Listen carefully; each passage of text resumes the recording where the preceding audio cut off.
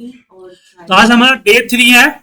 Day 1 में हमने basic चीजें जानी, डे 2 में हमने pivots and charts and reports बनाना जाना। डे 3 है कैलकुलेशन, मतलब हम फॉर्मूला लगाना सीखेंगे। तो फाइल खोल लीजिए, सबसे पहला सिर्फ मैथमेटिकल कैलकुलेशन वाले शीट पे आइए, ठीक है। अब यहां पे देखिए, अगर मुझे दो वैल्यू को या सम करना है या किसी भी तरह के कंडीशंस लगाने के लिए इनबिल्ट फॉर्मूला होता है, जो लिस्ट दिख रहा है जैसे कि सम, उसकी मदद से आप दो वैल्यू को आपस में कैलकुलेट कर सकते हैं, इनबिल्ट होता है। दूसरा होता है मैथमेटिकल ऑपरेटर, जैसे हमने प्लस का सिंबल लगा के भी कर सकते हैं। अब एक्सेल में इनबिल्ट फंक्शंस जो है वो लिमिटेड है। ऐसी कोई गारंटी नहीं है कि हर काम के लिए आपके पास फॉर्मूला होगा क्या, बट सम टाइम आपको मैथमेटिकल कैलकुलेशन पता है कि हाँ इस तरह से कैलकुलेशन किया जा सकता है, तो क्यों ना हम उस मैथमेटिकल इक्वेशन को एक्सेल में अप्लाई करें। जैसे एग्जांपल में ए हमारा ग्रोथ का है। देखिए कि Q1 में हमने 50 क्वांटिटी सेल किया था, Q2 में 55 किया है, राइट। कितना परसेंट ग्रोथ निकाला है। अब इसके लिए एक्सेल में कोई फॉर्मूला नहीं, बट मैथमेटिक्स में हम जानते हैं कि latest minus oldest divide by oldest करेंगे तो यहां पे ग्रोथ परसेंटेज आ जाएगा। तो कीजिए, लेकिन याद रखिएगा जब भी कैलकुलेशन करें तो ब्रैकेट का इस्तेमाल करें, ब्रैकेट सेपरेशन का। बोर्ड मास मेथड आपने पढ़ा होगा 6th क्लास में, शायद याद हो तो ब्रैकेट ओपन किया, लेटेस्ट मतलब कि Q2 माइनस ओल्डेस्ट मतलब Q1, ब्रैकेट को क्लोज किया, देन हमने Q1 से डिवाइड कर लिया, ठीक है। अब ब्रैकेट का यूज क्यों किया हमने, देखिए 2 + 2 डिवाइड बाई 2 क्या होगा, आंसर 3 होगा। क्यों 3 हुआ, जी हाँ, क्योंकि बोर्ड मास क्या करेगा, पहले डिवाइड करेगा। तो अगर मैं यहां करता 55 माइनस 50 डिवाइड बाई 50 तो 56 आता, 54 आता, सॉरी, हाँ, क्योंकि पहले डिवाइड होता। इसलिए मैंने ब्रैकेट दिया ताकि पहले ब्रैकेट में डिफरेंस निकालें, फिर उस डिफरेंस को Q1 की टोटल से, जी हाँ बिल्कुल। तो यहां पे हमने इसको इंप्लीमेंट कर दिया। अब ये चीज आपको हम क्यों बता रहे हैं, इसके पीछे रीजन समझिए। आप जब अपना एक सीट बनाइएगा तो बहुत तरह की कमीशन कैलकुलेशन हो गया, बहुत तरह की रेट कैलकुलेशन हो गया, परसेंटेज कैलकुलेशन हो गया, करना पड़ सकता है। अब सबके लिए फॉर्मूला तो नहीं होगा। कई बार आपके बॉसेस आपको कुछ कैलकुलेशन करने के लिए बोलेंगे, आपको पता नहीं होगा कि इसका फॉर्मूला क्या होता है। आप पेन पेपर दीजिए, सर मैथमेटिकल फॉर्मूला लिख दीजिए, वो इंजीनियर है लिख सकते हैं, मैथमेटिकल फॉर्मूला लिख दिया, आप इंप्लीमेंट कर लीजिए, ठीक है। इसलिए ये टॉपिक आपको बताया। और अनदर एग्जांपल पे आते हैं, प्रॉफिट परसेंटेज।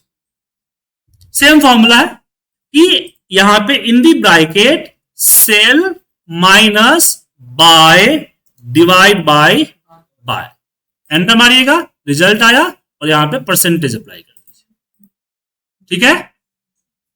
लेकिन ये दो एग्जांपल से तो आप नहीं कर पाइएगा, इसलिए हमने कुछ मैथमेटिकल इक्वेशंस का ग्राफ मैंने यहां पे दिया हुआ है,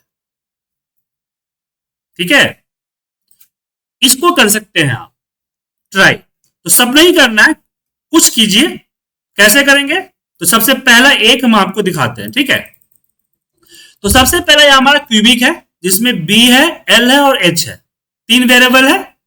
तो तीनों का मान यहां हम ले लेंगे, कोई भी ऐसे ही, जैसे 10 ले लिया, b का, l का ले लिया 5 और h का ले लिया 50, ओके। अब यहां वॉल्यूम का फॉर्मूला क्या है, तीनों को मल्टीप्लाई करना। तो हम सिंपल सा वॉल्यूम के लिए क्या करेंगे, तीनों का आपस में मल्टीप्लाई कर,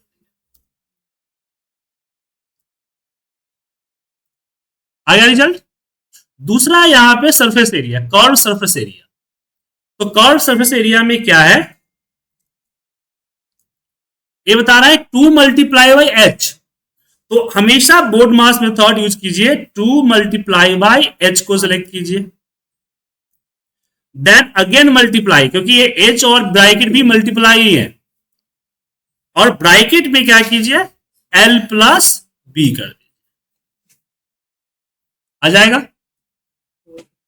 ठीक है, टोटल सरफेस एरिया भी ऐसे करेंगे इक्वल, सबसे पहले तो यहां पे 2 मल्टीप्लाई और एक ब्रैकेट ओपन क्लोज कर लेंगे, इसके बीच में कर्सर रखेंगे, अगेन ब्रैकेट लेंगे, इस ब्रैकेट में क्या होगा b प्लस, नहीं b मल्टीप्लाई है, मल्टीप्लाई बाय l या l मल्टीप्लाई बाय b, फिर यहां पे प्लस, अगेन ब्रैकेट ओपन किया हमने,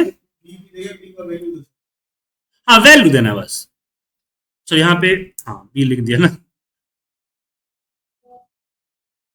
और यहां पे हमें क्या करना है बी एच, तो b multiply by h plus last में h मल्टीप्लाई बाय l। ठीक है, एंटर प्रेस कीजिए, रिजल्ट आ जाए। अब आप लोग कहते हैं मैं सोचिएगा कि बड़ी मुश्किल से तो मैथ से पूछा, पीछा छूटा था, वह बस मैथ लेके आ गए, तो इसका रीजन यही है, कई बार हमें कैलकुलेशन करना पड़ता है। ठीक है, तो आप लोग जो है ट्राई कीजिए सारे कैलकुलेशंस, प्रॉब्लम होती है तो मैं सपोर्ट कर दूंगा। ठीक है,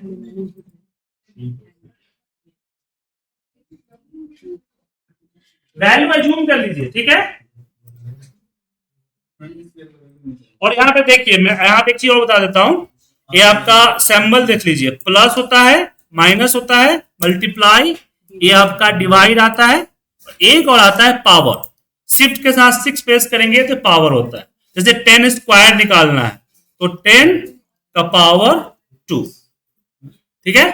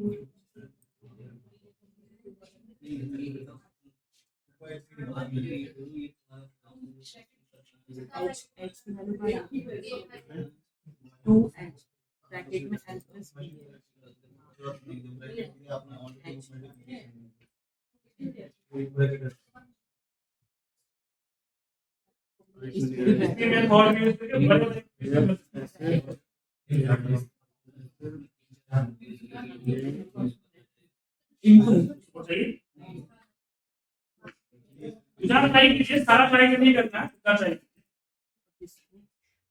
बस कंसेप्ट समझ लीजिए और अप्लाई करके प्रैक्टिस कर लीजिए, बस यही काफी।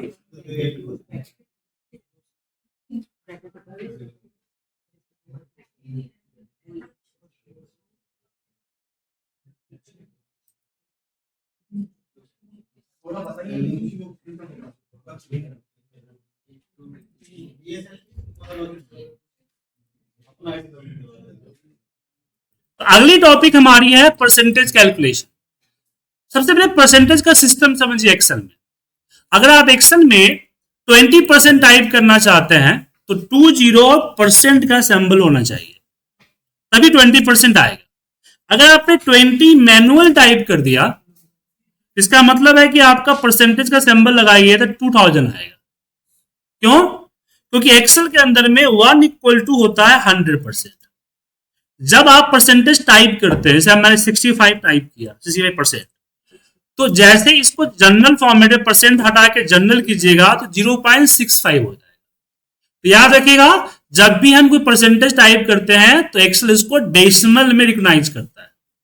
ठीक है, अब इसका बेनिफिट क्या होता है, जैसे 500 का 22% निकालना है, अगर मैथमेटिक में जाए तो क्या होगा, मैथमेटिक में हमें करना पड़ेगा 500 मल्टीप्लाई बाय 22 डिवाइड बाय 100 होता है ना, लेकिन एक्सेल में डिवाइड बाय 100 करने की जरूरत नहीं होती है, क्योंकि जैसे आप परसेंटेज लिखते हैं ऑटोमेटिकली डिवाइड बाय 100 हो जाता है।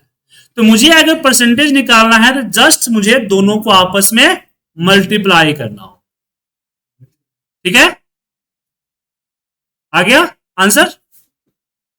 उसी तरीके से अगर मान लीजिए 500 का पेपर था, 450 मार्क्स आया, तो कितना आया, तो सिंपली क्या करेंगे, जो आया है उसको डिवाइड कर देंगे जो टारगेट था, अचीव्ड डिवाइड बाय टारगेट। जैसे एंटर प्रेस करेंगे इस तरह के डेसिमल में आएगा, तो आपको क्या करना है, परसेंट का सिंबल अप्लाई कर देना। ठीक है, अब आप लोगों से दो क्वेश्चंस है, गर्ल्स के लिए अलग है, बॉयज के लिए अलग है। तो पहला क्वेश्चन ये है कि एक प्रोडक्ट की एमआरपी है 100 रुपीज, 18% जीएसटी इसमें इंक्लूडेड है, मुझे विदाउट जीएसटी कैलकुलेट करना है कि कितना होगा एक्चुअली, क्या लगाएंगे, एडेड। जैसे अमेजोन वगैरह पे हम लोग कुछ प्रोजेक्ट बाय करते हैं कंपनी के लिए, तो जीएसटी एग्जम्प्ट हो जाता है ना, तो एक्चुअल प्राइस निकालने के लिए मुझे एमआरपी का एग्जम्प्ट करना पड़ेगा। कैसे करेंगे, क्या मैनेज करेंगे, 18% कहाँ है ही नहीं ना, हाँ इसमें इंक्लूडेड है, अब मुझे जीएसटी पता नहीं कितना है, कैसे मैनेज करेंगे, पहले जीएसटी कितना वही तो हटाने का 18%। आप अगर ये कर रहे हैं कि 100 का 18% अगर निकालेंगे तो जो जीएसटी लगा हुआ है ऑलरेडी उसका 18% आपने निकाल दिया। जो अकाउंट टीम से कोई है 1.18 से डिवाइड कर देंगे 100 वैल्यू 118। जी हाँ, इन्होंने सही बताया, 100 को डिवाइड करेंगे 100 118%, जो भी जितना परसेंट है उसमें हम 100 ऐड करेंगे। सिंपल सा हम लोगों ने शुरुआत में पढ़ा था कि अगर कोई कैलकुलेशंस अगर मल्टीप्लाइज आता है उसको रिवर्स करना है तो क्या करते हैं, डिवाइड करते हैं। क्या, तो अगर परसेंटेज जीएसटी निकालने के लिए हम क्या करते हैं, मल्टीप्लाई करते हैं परसेंटेज निकालने के लिए, तो वापस नंबर निकालने के लिए डिवाइड करेंगे। ठीक है, एक कैलकुलेशन गर्ल्स के लिए है, मान लीजिए कि 120 रुपए का कोई प्रोडक्ट है और इस पे है बाय 1 गेट 2 फ्री, तो बताइए प्रोडक्ट पे कितना परसेंट का डिस्काउंट मिला। बहुत ज्यादा सेल का आनंद लेते हैं ना आप लोग मॉल में जाके, 120 रुपए की प्राइस है, हम एमआरपी है, एक खरीदते हैं तो 2 साथ में फ्री मिलता है, तो बताइए कितना परसेंट का डिस्काउंट मिला, कैलकुलेट करके बताइए।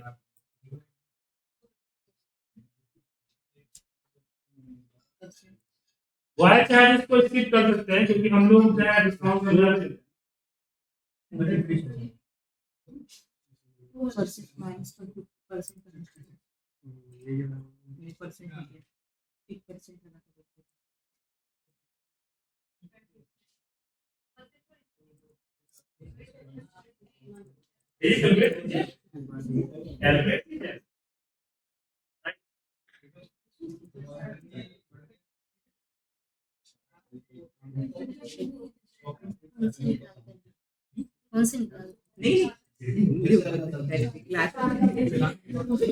देखिए सिंपल सी बात समझिए कि अगर 120 को मल्टीप्लाई करेंगे 3 तो क्या आएगा 360, मतलब 360 प्रोडक्ट हमें कितने में मिला, 120 में मिला ना, तो कितना डिस्काउंट मिला मुझे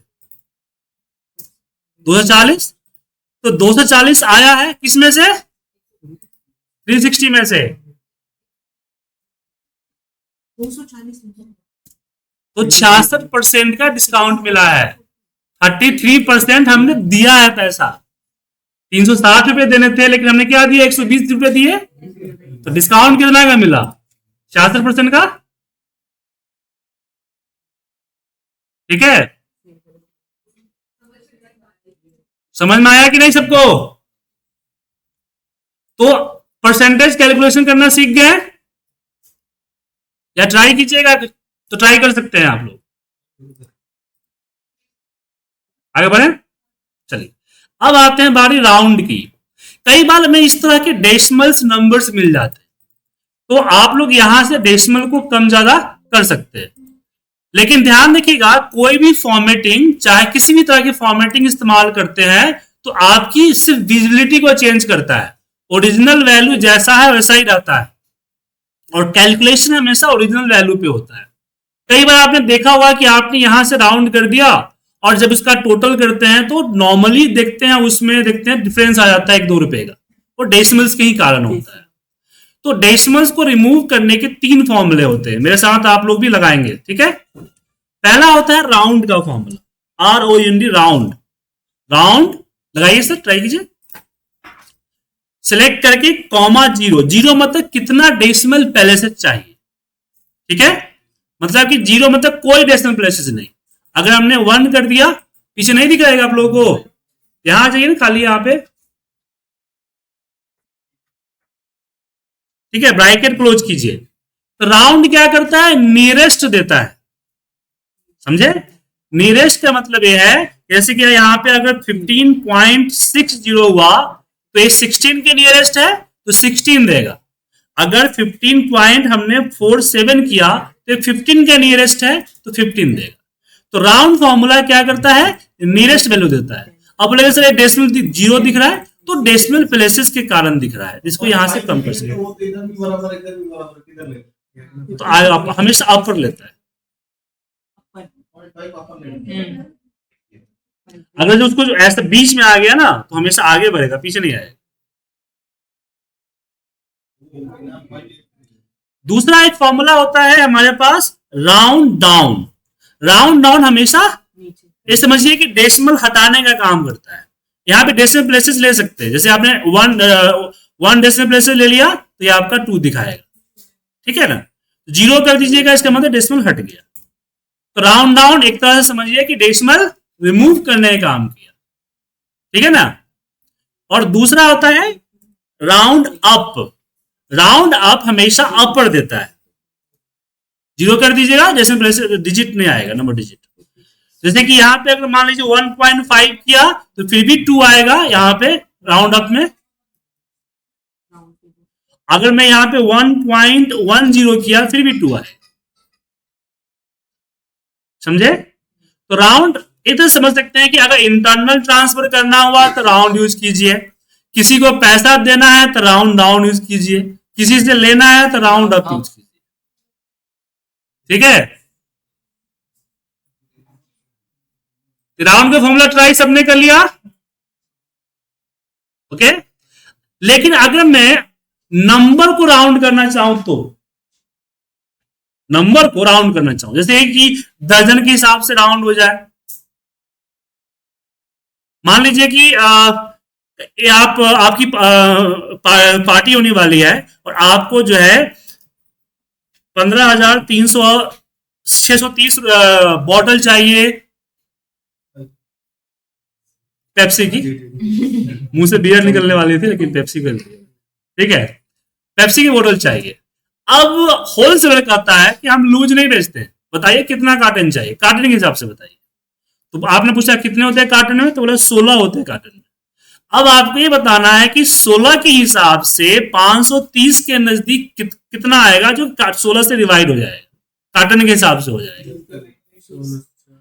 तो उसके लिए आता है फॉर्मूला, 2 फॉर्मूले आते हैं। एक होता है हमारा सेल, ठीक है ना, सेल नहीं होता, सेलिंग होता है, माफ कीजिएगा यहां कंफ्यूज हो रहे हैं। सेलिंग होता है, सेलिंग में आपने नंबर डाल दिया और सिग्निफिकेंट 16 डाल दिया, तो इसके हिसाब से आपको दिखाएगा कि 16,632 पीस लीजिएगा तो आपको कार्टन के हिसाब से मिल जाएगा, हम कार्टन नहीं तोड़ पाएंगे। यहां पे एक समझते इस तरह से समझिए, एटीएम में जाते हैं, अमाउंट डालते हैं, पैसा निकालते हैं।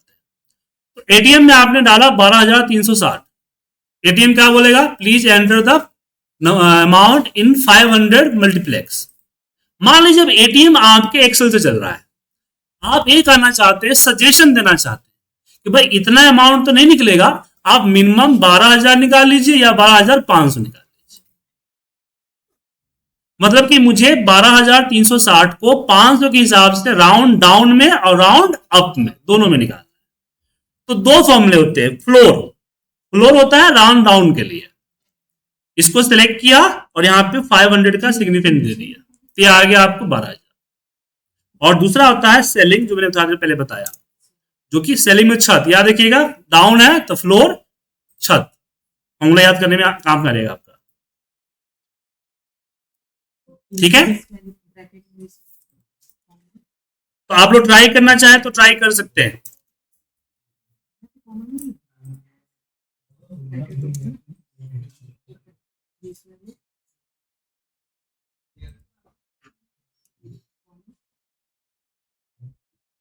तो यहां भी हमने आपके साथ टोटल 5 फॉर्मूले डिस्कस किए, जिसमें पहला round, round down, round up, selling and floor.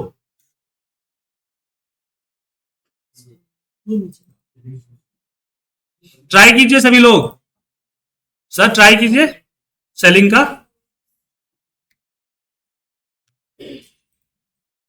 आज मन नहीं लग रहा है आपको क्लास में?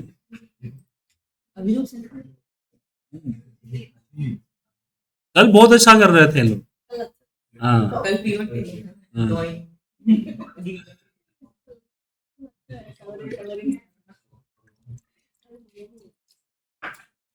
ड्राइंग आएगा आएगा।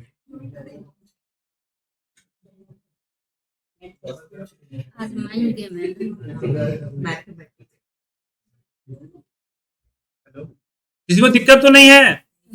सपोर्ट चाहिए बताइएगा। हो गया? अब हम बात करेंगे डेट एंड टाइम पे। आइए, सबसे इंपॉर्टेंट पार्ट है, इसमें मजा है। जैसे मुझे करेंट सिस्टम डेट टाइप करना है। अब टाइप करने के लिए क्या करते हैं, जैसे आज का डेट टाइप करना है तो आप इस तरह से लिखते हैं ना मैनुअली। आप एक शॉर्टकट इस्तेमाल कर सकते हैं, कंट्रोल शिफ्ट सेमीकोलन, सही कंट्रोल सेमीकोलन शिफ्ट डेट आता है, कंट्रोल सेमीकोलन शिफ्ट के साथ डेट आता है, टाइम आता है, और टाइम के लिए control shift semicolon. Control semicolon क्या आएगा, करेंट सिस्टम डेट, और कंट्रोल शिफ्ट सेमीकोलन आएगा टाइम। डेट नहीं आ रहा सर, टाइम कंट्रोल शिफ्ट के साथ नहीं टाइम डेट सर, शिफ्ट हटा दीजिए ना। अच्छा कंट्रोल से ठीक है, लेकिन ध्यान रखिएगा ये टाइप हो रहा है, तो ऐसा नहीं कल खोलिएगा तो 20 तारीख हो जाएगा, सेमीकोलन नहीं, ये फिक्स होता है। अगर आप चाहते हैं कि भाई हर दिन चेंज होता रहे सिस्टम डेट के अकॉर्डिंग, तो उसके लिए आता है फॉर्मूला टुडे का, equal TODA today, bracket open and close, enter press करेंगे तो आ जाएगा। अब ये जो टुडे फॉर्मूले के साथ आया ये कल चेंज हो जाएगा, ठीक है। लेकिन टाइम का क्या करें, तो टाइम में फॉर्मूला होता है नाउ का, पर सिर्फ टाइम का नहीं, वो डेट एंड टाइम दोनों दिखाता है, सिर्फ टाइम के लिए फॉर्मूला नहीं है, ठीक है।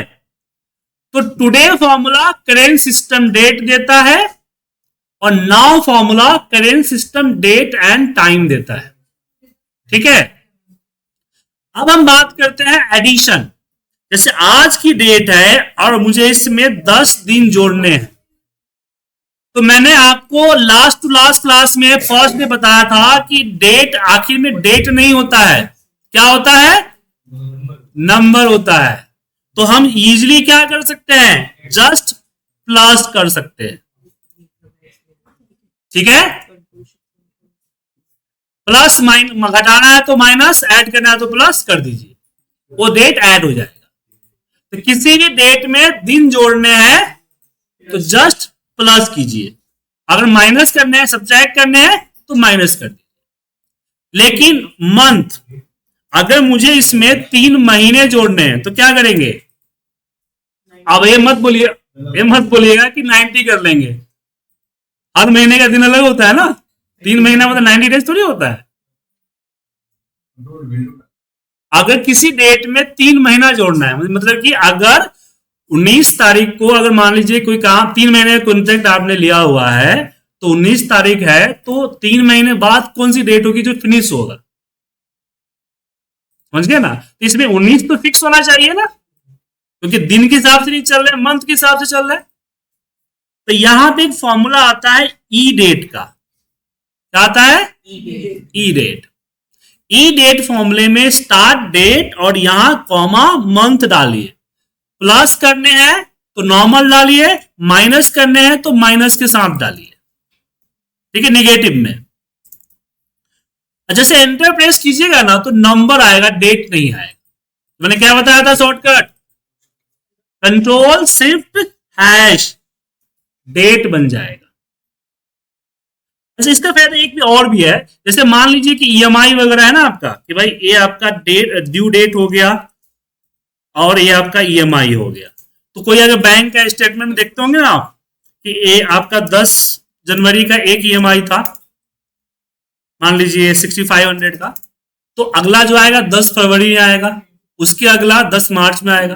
तो आप चाहते हैं कि जो नीचे का डेट आए तो 10 जैन, 10 फैब, 10 मार्च ऐसे आए। तो इसके लिए भी हम ई डेट का फॉर्मूला लगाते हैं। ई डेट सिलेक्ट किए और यहां पे दिए 1, क्योंकि एक ही महीना गैप चाहिए। कंट्रोल शिफ्ट हैश और नीचे ड्रैग कर दीजिए, ठीक है। ई डेट फॉर्मूला ट्राई कीजिए सभी लोग।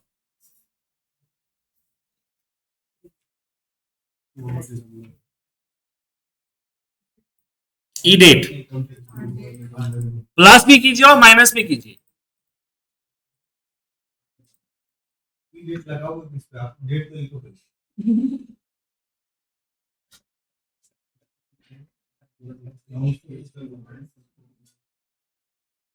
किसी को दिक्कत होगा तो बोलिए, मैं आ जाऊंगा सपोर्ट के लिए।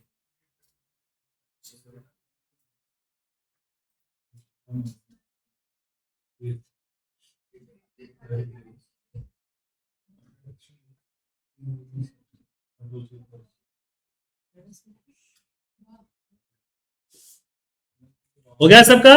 आप लोगों को प्रॉब्लम नहीं है? लेकिन तब क्या हो, आपको कई बार क्या होता है कि डेट में एक छोटी सी प्रॉब्लम होती है। जैसे कि डेट के 2 फॉर्मेट होते हैं, D M M Y Y and M M D D Y Y. अब मेरा सिस्टम जो है ये क्या है, D D M M Y Y. यहां पे सिस्टम डेट चेक कीजिएगा, अगर यहां स्टार्टिंग में डेट आ रहा है इसका मतलब आपका सिस्टम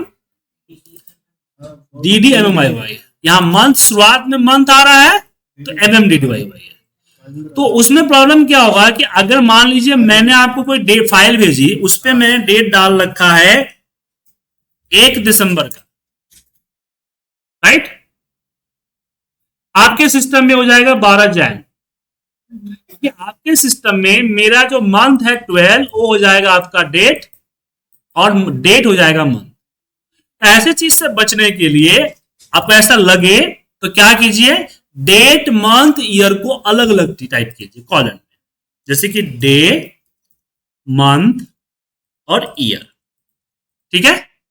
जैसे आज का 19,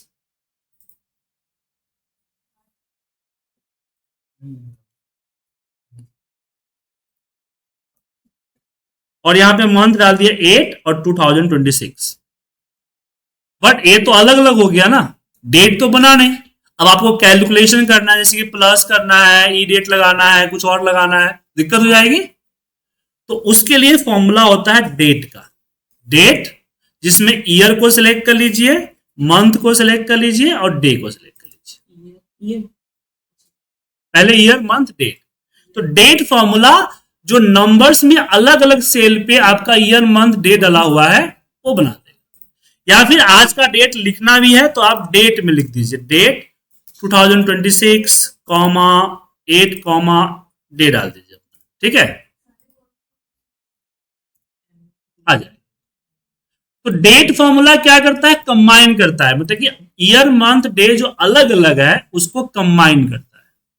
लेकिन अगर मुझे अलग अलग करने हो, उल्टा करना इसी को, डेट है, मुझे ईयर मंथ अलग अलग करने हैं, तो तीनों का अलग अलग फॉर्मूला होता है। ईयर के लिए ईयर का फॉर्मूला होता है, मंथ के लिए मंथ का फॉर्मूला होता है, और डे के लिए डे का। ठीक है, ट्राई कीजिए तीनों फॉर्मूला, पहले सेपरेट कीजिए फिर स्ट्रैक कीजिए।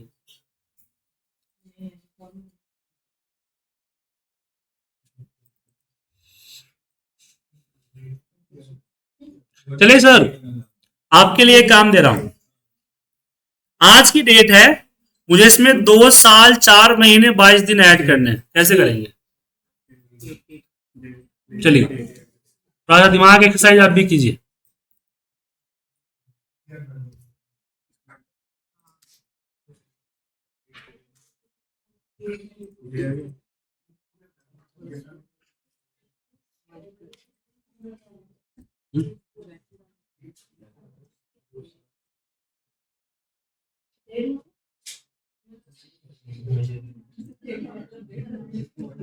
आएगा शायद, उसको बोलिए।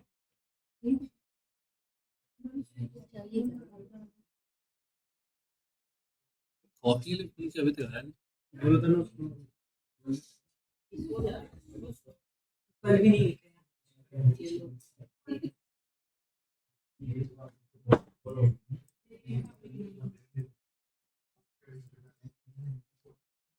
कॉफी पीने से तो एनर्जी आता है। हो गया? ट्राई किया आपने? किसी को दिक्कत हो रही है तो बताइएगा।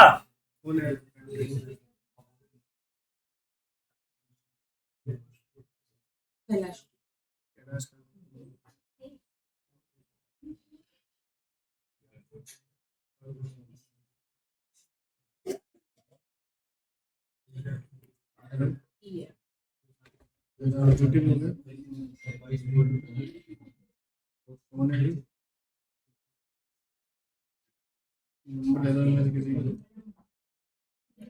हो गया ट्राई? कंफ्यूजन, दिक्कत? किसी को कोई दिक्कत?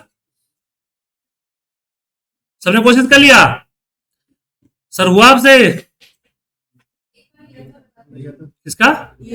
ईयर का ईयर लगेगा बस। वो डेट को सिलेक्ट करना ब्रैकेट में। तो डेट सिलेक्ट कीजिएगा तभी आएगा ना, इनपुट नहीं दीजिए तो आउटपुट कहां से आएगा?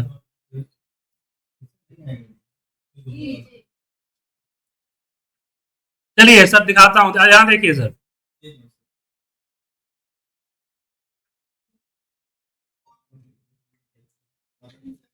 तो ये जो मैंने अभी तरीका दिखाया, इसी तरीके से होगा।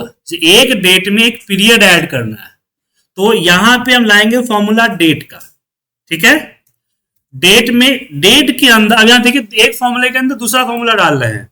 ईयर का फॉर्मूला लगाएंगे जो इसमें से ईयर अलग करेगा, 26, अब इसमें +2 कर देंगे, 28 हो जाएगा। फिर यहां पे आते हैं मंथ, ये मंथ अलग करेगा 8 +4 कर दीजिए। अब यहां पे मान लीजिए कि +4 करने पे अगर मान लीजिए अगले मंथ 9 है तो 13 महीना हो जाएगा, तो कोई दिक्कत नहीं, वो 1 महीना रखेगा, बाकी 1 साल को दे देगा। ठीक है ना? अगर 31 से ज्यादा दिन होते हैं तो मंथ को देगा, 12 महीने से ज्यादा होता है तो ईयर को दे देता है। और यहां पे डे के लिए डे अलग किया हमने, थोड़ा कॉम्प्लिकेटेड है, बट इस तरह से आप एक पीरियड ऐड कर सकते हो। ठीक है, डेट, ईयर, मंथ और डे, और डेट फॉर्मूला के साथ कंबाइन कीजिए, हो जाएगा। एंटर प्रेस कीजिए, देखिए आ गया। चलिए ये फॉर्मूला ट्राई कीजिए, तो थोड़ा लंबा है, फिर भी ट्राई कीजिए। किसी को कंफ्यूजन होगा तो बोलिएगा, हम बता देंगे। +2 +4 कुछ भी ले सकते हैं। हाँ, जितना पीरियड ऐड करना है, मुझे 2 साल 4 महीने 22 दिन ऐड करना है। 3 साल नहीं, आप 3 साल 5 महीने 25 दिन ऐड कर सकते हैं।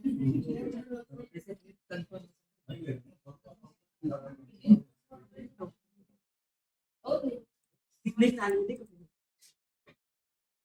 1 जून से डेट डालें। बताइए, डेट पे निकलते भी टाइम पे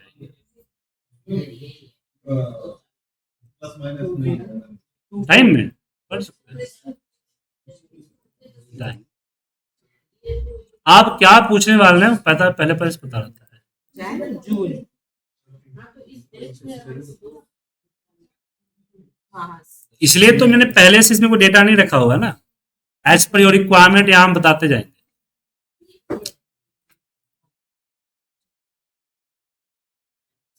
किसी को प्रॉब्लम है तो बोलिएगा, आ जाऊंगा मैं। डेट डेट आया ना, आई चलाई करता उनका भी बंद है। देख पहले डेट लगाइए ना, हाँ पहले डेट आया। डेट के अंदर बाकी है और डे पहले नहीं आता, ईयर आता है, ईयर मंथ डे।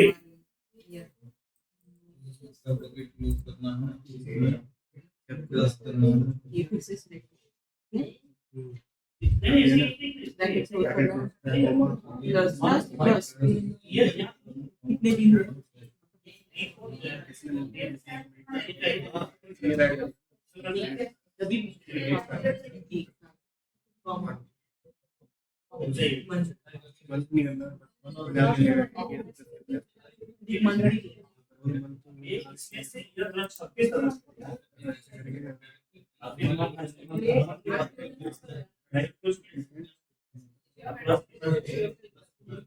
नहीं लेगा पूरा करना।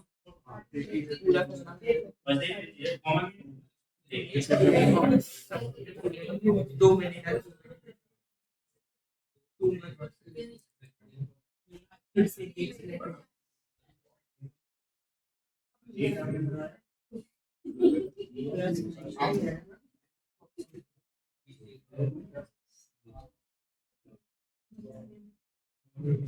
आगे देखिए।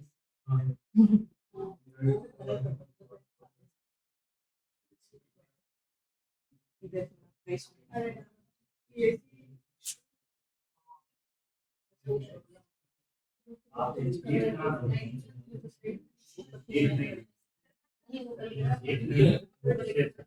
आज ही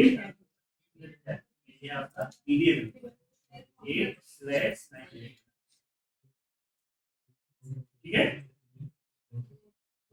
अब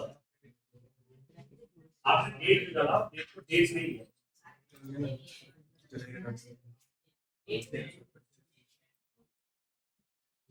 कितना ऐड किया मैंने? एक साल ऐड किया, एक महीने ऐड किया, 12 दिन।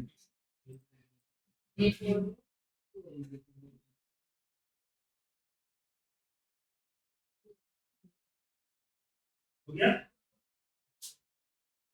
बंद कर दो इसको। वो वाला बंद है, वो वाला बंद कर दो। Yes sir. आपको सर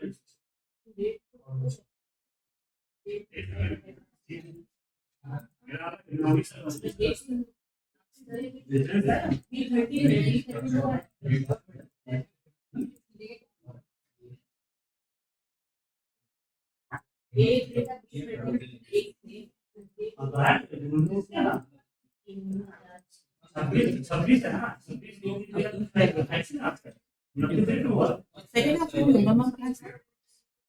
14 निकल दो से डेट का फॉर्मेट है आया।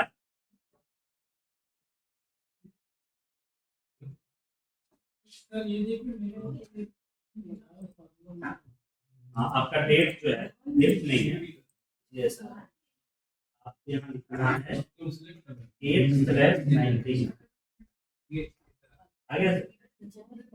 हाँ आप क्या गलती करेंगे पहले बताना, सिस्टम डेट पहले लिखिए, क्या करते हैं मंथ पहले है उसी रस्ते पूरे बंद कर देंगे। क्या तो ऑटोमेटिक क्लियर कर ओपन कल तो हो गया सबका, इसमें तो किसी दिक्कत नहीं है। ऐसे नहीं वो स्लाइड करना। चलिए तो आप डिफरेंस के बारे में बताइए, हम दो डेट का बीच का डिफरेंस निकालेंगे, ठीक है। नीचे आएगा उतने चलेगा।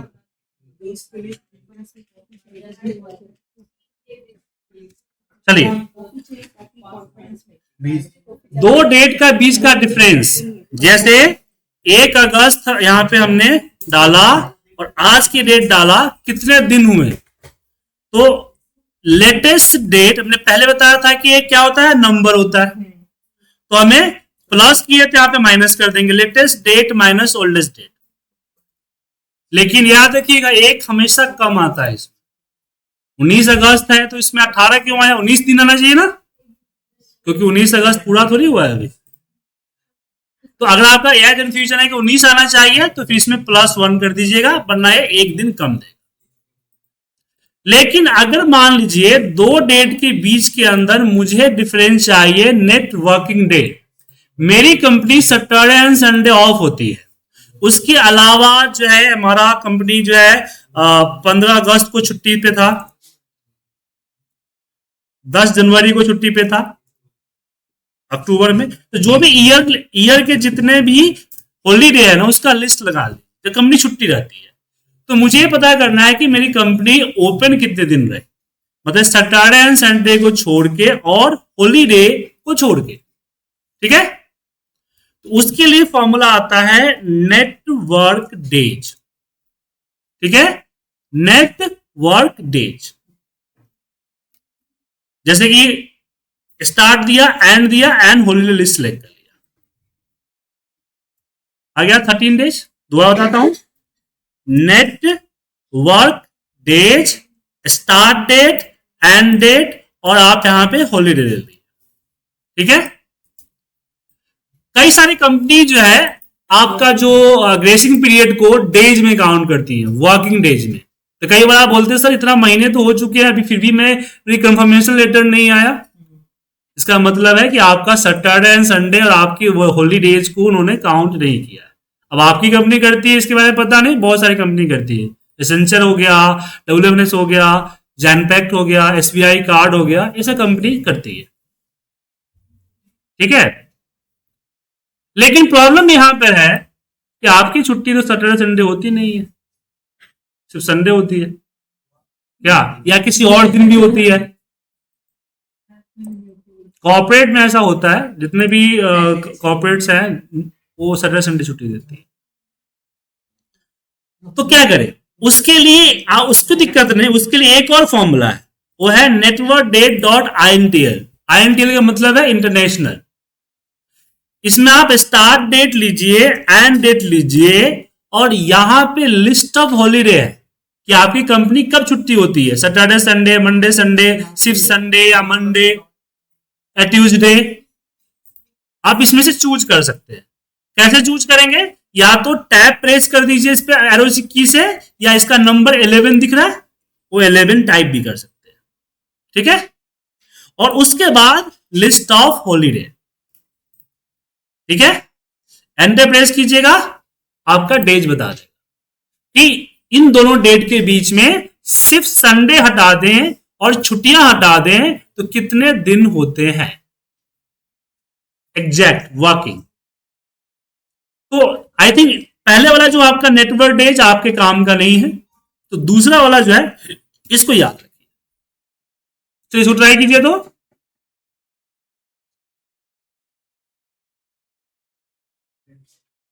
.INTL है, ठीक है।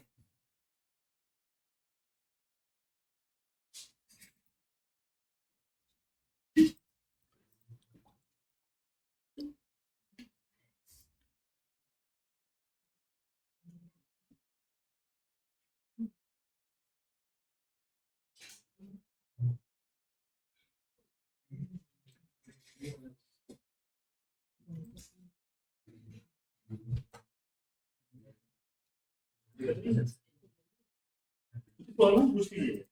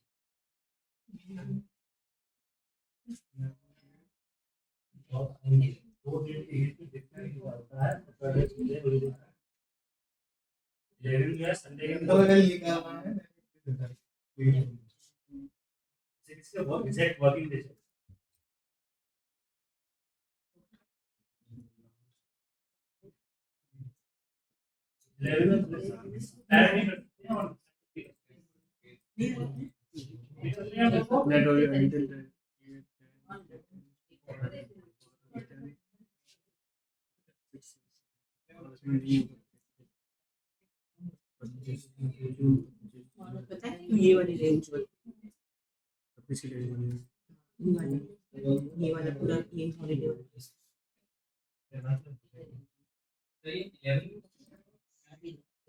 लेकिन डेट है इसका संडे का कोड है।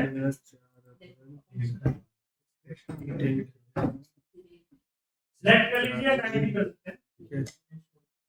संडे का कोड है। हाँ, संडे के जगह पे आप भी कुछ दे सकते हैं, उसके अंदर कोड सीख जाएगा।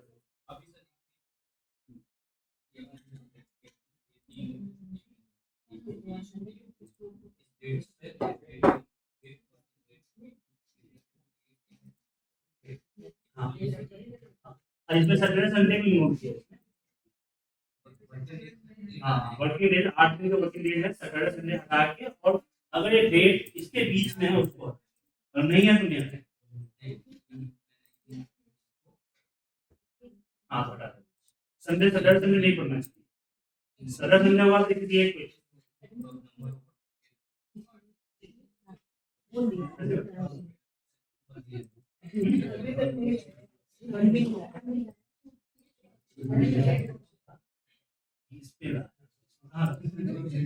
उन्नीस अगस्त लेके 19 अगस्त 10 दिन है, सैटरडे दोनों काम होते हैं, आपने नेटवर्क डेज रखते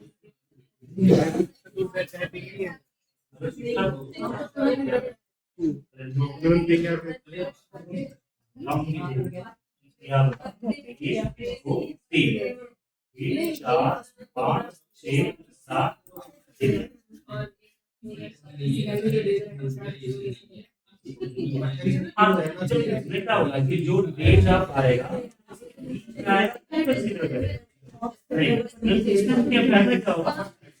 पूरे साल का आप लिस्ट दे दीजिए, आपके रेट में आ जाएगा, नहीं चॉइस करना।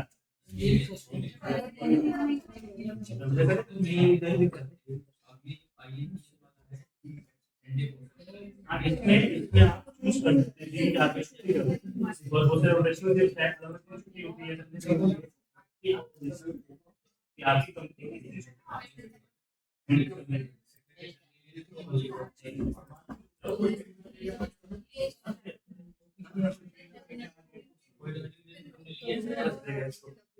ये तो कंपनी कितने दिन खुली हुई है, अच्छा आप कितना काम चल रहा है उसकी।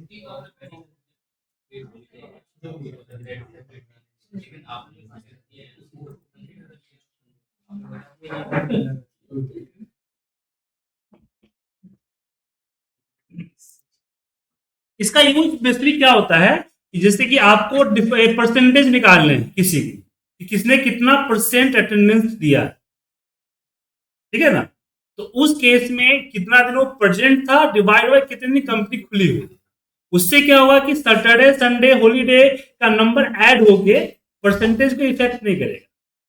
अदरवाइज क्या होगा कि अगर महीना में 4 छुट्टी थी और किसी ने 15 दिन आया तो 50% अटेंडेंस नहीं होनी चाहिए ना, तो 4 दिन छुट्टी थी इस कारण से बढ़ गया। तो एग्जैक्ट वर्किंग परसेंटेज निकालने के लिए इसका इस्तेमाल कि टोटल कंपनी खुला कितने दिन था और बंदा आया कितना था, उसका परसेंट कितना हुआ, दोनों को डिवाइड कर लेंगे।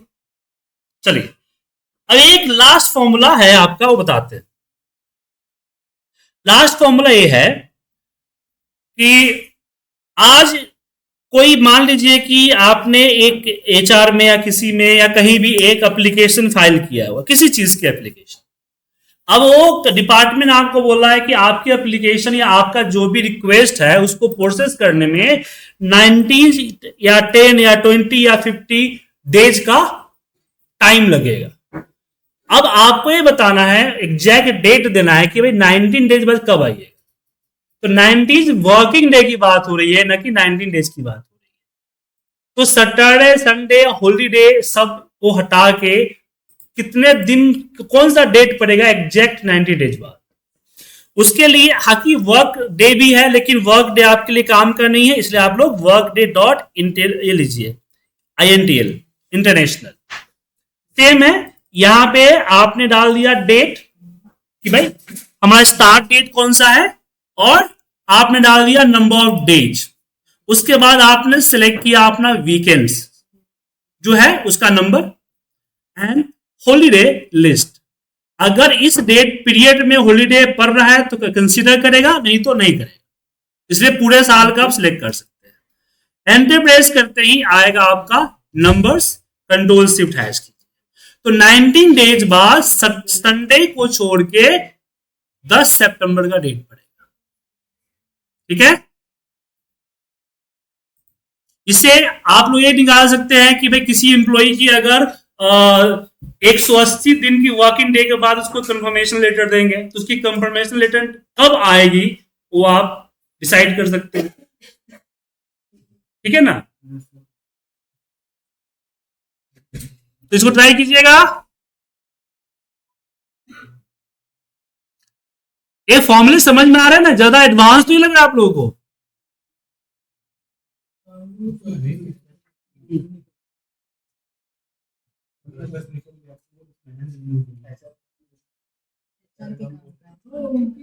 एक सारा काम का है, अकाउंट का भी काम का है, एडमिन का है। अगर आपने एडमिन को कोई अगर किसी सामान के लिए आपने प्रपोज किया है कि भाई हमारे यहाँ ये लगवा दीजिए, तो उसको भी तो टाइम लगेगा। वर्क ऑर्डर निकालेगा, अप्रूवल लेगा, परचेज ऑर्डर निकालेगा। नंबर दे दीजिए ना, नंबर इसमें डे पे काम करेगा। आफ्टर 1 मंथ है तो वही डेट लगेगा, लेकिन फिर वो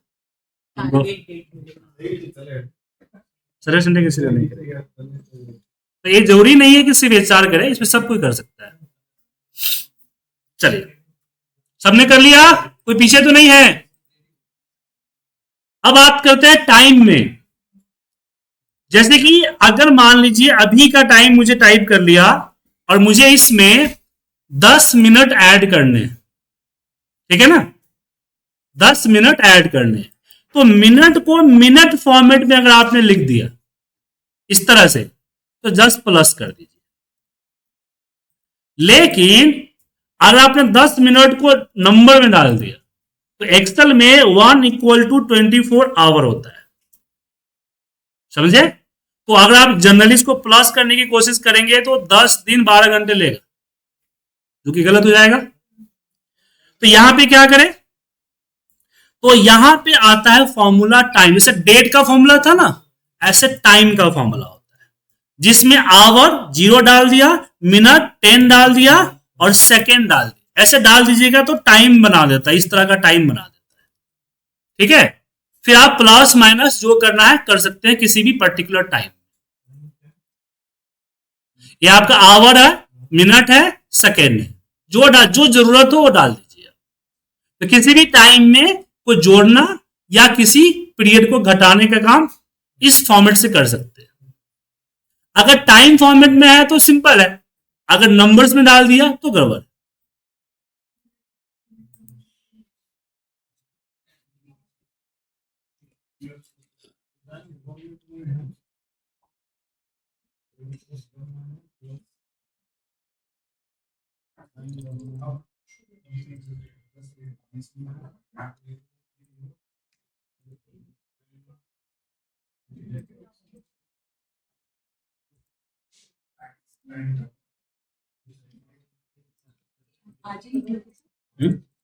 हाँ, दिल्ली जाना, दिल्ली से कल मुजफ्फरपुर बिहार,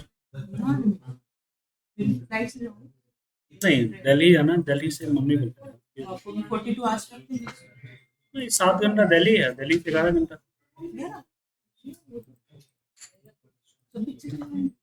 तो डायरेक्ट ट्रेन रूट बदल के जाता है। जैसे एक ट्रेन आपका आबाद शाम है, वो आपको लगाता है करीब 40 घंटे। तो वो पूरा क्या करता है, पूरा आपका राजस्थान घूमते हुए, पूरा पंजाब घूमते हुए, फिर दिल्ली, फिर पूरा यूपी घूमते हुए, फिर बिहार घूमते हुए, फिर आसाम तक जाता है। दिल्ली में राजधानी का टिकट है, शाम को 5 बजे बैठेंगे, सुबह 4 बजे बैठ जाएंगे, 2 घंटे में कर। टाइम वाला ऑफिस बोल नहीं, टाइम वाला उसमें मर्ज तो कैसे करेंगे, टेक्स्ट है उसमें, मर्जी टेक्स्ट है। तो टाइम फॉर्मूला लगाइए, टाइम वैल्यू का नाम फॉर्मूला आता है, क्या उसको प्लस 0 कीजिए, कन्वर्ट हो जाएगा। हो गया। अब बात करते हैं 2 टाइम का डिफरेंस निकालना। जैसे सुबह में आप 10 बजे ऑफिस आए, शाम को 6 बजे जा रहे हैं, अब 6 बजे जो आप टाइप किए उसमें पीएम जरूर लगाइएगा।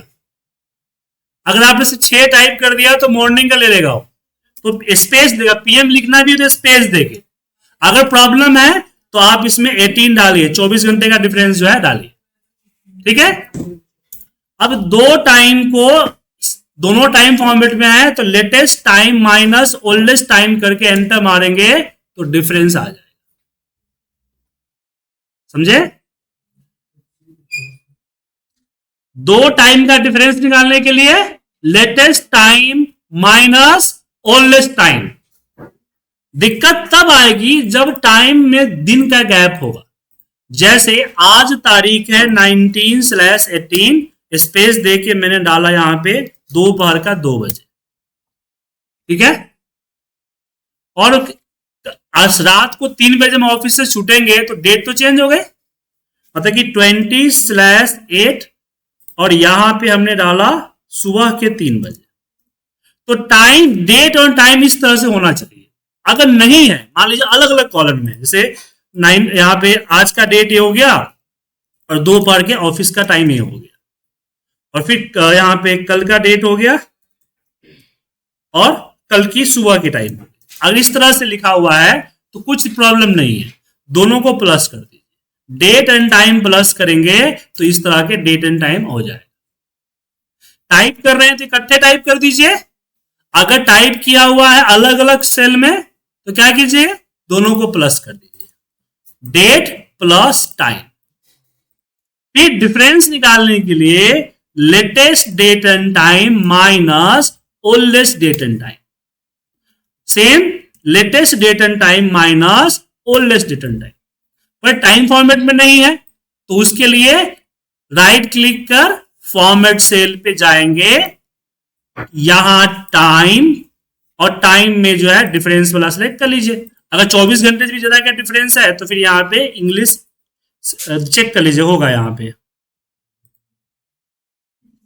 यहां पे 37 वाला फॉर्मेट दिखेगा, वो लगाइएगा तो टाइम फॉर्मेट हो जाएगा। मैं दोबारा बता रहा हूं, right click format cell, time, यहां से इंग्लिश यूनाइटेड स्टेट्स देख लीजिएगा, अरे होता है, अगर नहीं है तो चेक हटा लिख लीजिएगा, और यहाँ पे 37 30 NO आ जाए, ठीक है। तो पहले इसको ट्राई कीजिए और वापस एक क्वेश्चन का सॉल्व कीजिए। क्वेश्चन क्या है, ये 13 क्या है आपका नंबर है, मुझे इसको 13 टाइम है ना, मुझे 13 नंबर में चाहिए, कैसे कन्वर्ट होगा। क्योंकि टाइम जो होता है वो 60 के बाद 1 हो जाता है ना, नंबर क्या होता है 100 पे, तो हमें टाइम को नंबर में कन्वर्ट करना। अगर किसी का ड्यूरेशन अगर 8.5 घंटे का है इस तरह से, तो मुझे यहां पे चाहिए 8.50। ओवर टाइम वगैरह कैलकुलेट करने में काम आता है। तो पहले तो आप ये डेट एंड टाइम की कैलकुलेशन में प्रैक्टिस कीजिए और इसका सॉल्यूशन ढूंढिए। 10 मिनट का टाइम दे रहा हूं।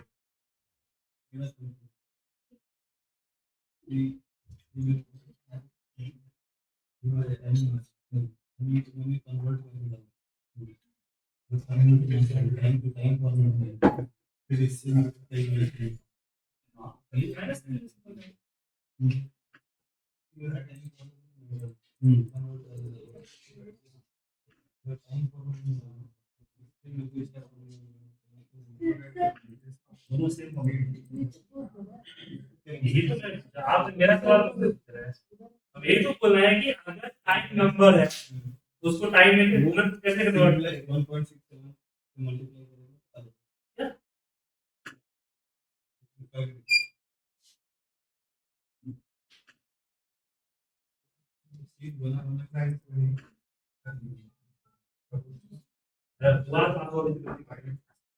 इसीलिए तो सॉफ्टवेयर पूछा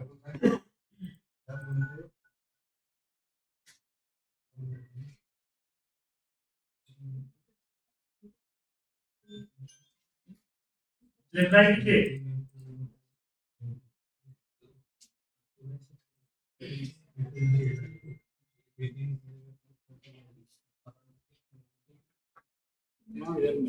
दिल्ली से दिल्ली KFC से कॉफी नहीं है ना, बोलती है उसको। दिल्ली KFC में कॉल करते वहां से भेज देता है कॉफी। अभी कौन है मेरे फोन में? कल भी नहीं है, तीन दिन है ना, कल एक मेरे पास कल इवनिंग में भी राजी करो।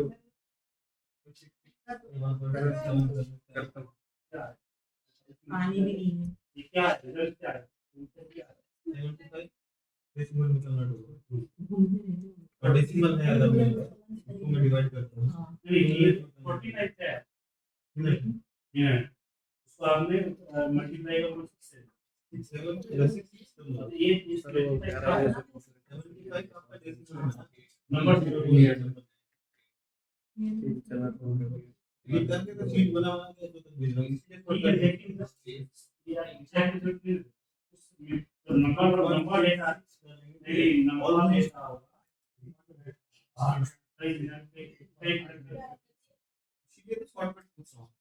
मैं बताऊं बोल दिए 11 बजे बोल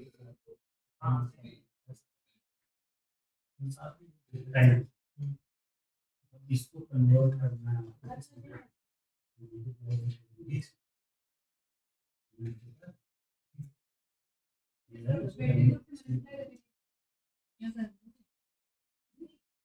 ये करना है, इसको क्या नाम है इसमें, टाइम को न्यूमेरिकल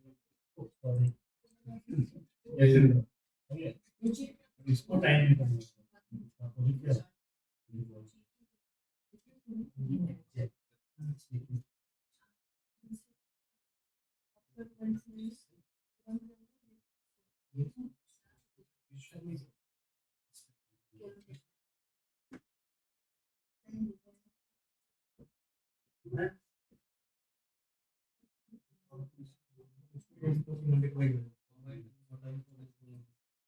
किसी टाइम को 24 से मल्टीप्लाई करना, किसी भी नंबर में जैसे टाइम को टाइम में 24 सब्जी भैया आवाज चल रही है, काम करेगा।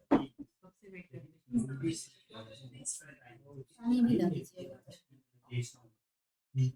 आप देखिए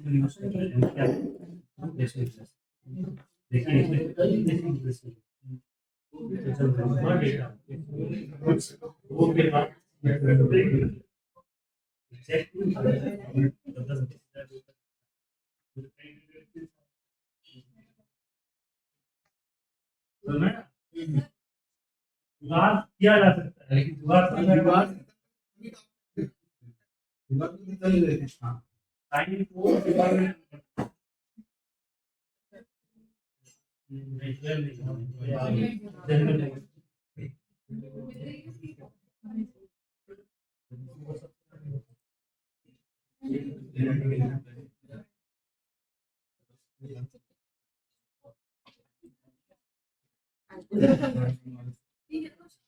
तो किसी भी टाइम को नंबर फॉर्मेट में कन्वर्ट करना है, जैसे 8.5 8.5 करना चाहते हैं तो इसको जस्ट कर दीजिए मल्टीप्लाई बाय 24। तो इस तरह के 12 आएगा, इस 12 के ऊपर जनरल फॉर्मेट अप्लाई करें।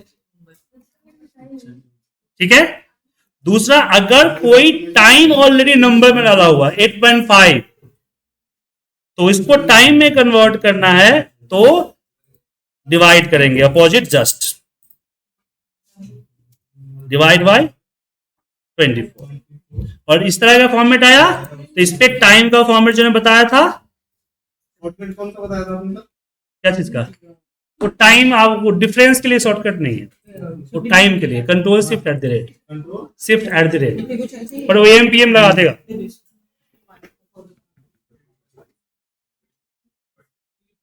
कॉपी नहीं दी। ये लिया। ठीक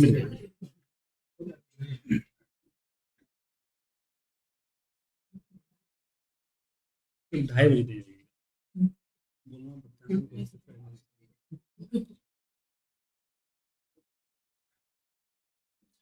तो डेट एंड टाइम की कैलकुलेशन समझ में आया? एक बार ऊपर से सब कुछ स्कैन कर लीजिए, देखिए कंफ्यूजन है पूछ लीजिए। तो सर ये फॉर्मेट में टेक्स्ट है, टेक्स्ट की वजह से एवरेज नहीं ले रहा, टेक्स्ट है ये इसको डिलीट सब प्लस जीरो कर दीजिए लास्ट में। क्या करना है, +0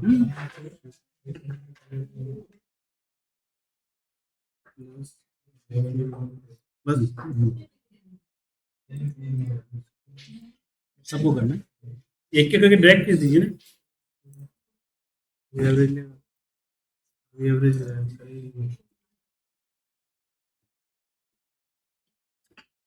+0 से क्या होता है, वो टाइम के फॉर्मेट किसी भी टेक्स्ट फॉर्मेट में टाइम प्लस जीरो या मल्टीप्लाई बाय 1 करते हैं तो वैल्यू चेंज नहीं होता है, बट वो नंबर में प्लस जीरो या मल्टीप्लाई बाय 1। हेलो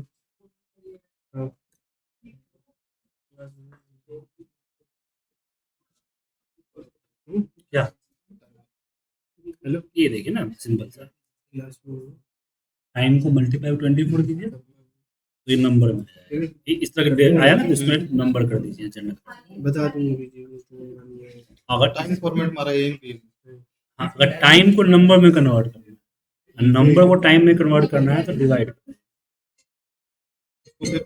नंबर में ले आओ सीधा सीधा टाइम में।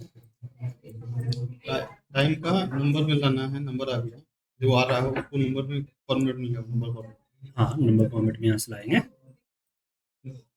8:45 8:45 अच्छा 8:45 मान लीजिए, 8:45 आपने 8:45 टाइम फॉर्मेट में रखा हुआ है, लेकिन मुझे 8:45 को नंबर में करना है, जैसे 875 जो होता है ना, इस तरह में करना है, तो इसको मल्टीप्लाई बाय 24 करें, इस तरह का टाइम में आएगा ना, नंबर में कन्वर्ट कर इसको नंबर में करें, जनरल में करें। और जो नंबर वाला है उसको टाइम हेलो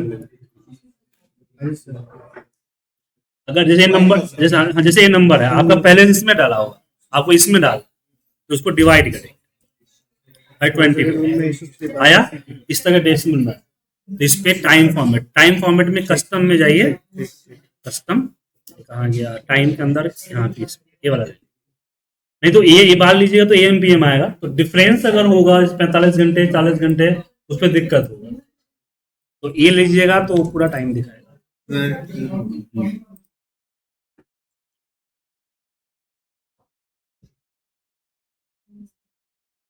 ये कुछ में मगर ये ऐसे हो जा रहा है, ये चेंज हो रहा है फॉर्मेट में 0 करा, फॉर्मेट चेंज कर लीजिए ना। हाँ इसमें किया वही यही ना, ऊपर टाइम फॉर्मेट लगाइए, मगर फिर ये चेंज हो रहा है, टाइम में ऐसे जा रहा है ना, कस्टम फॉर्मेटिंग में जाइए ना, अभी उसमें तो बता रहा हूँ, सारा बता रहे हैं। नंबर फॉर्मेट लाइए, फॉर्मेट सेल टाइम में टाइम यहाँ सेलेक्ट कीजिए, ये सेलेक्ट हाँ पीछे वाला हो गया।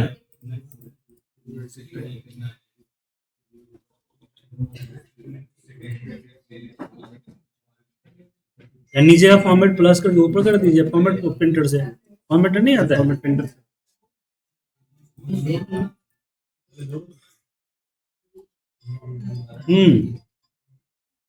आगे बढ़े, हो गया सबका टाइम पे, टाइम क्लियर है, डेट एंड टाइम। आगे बढ़े अगली सीट।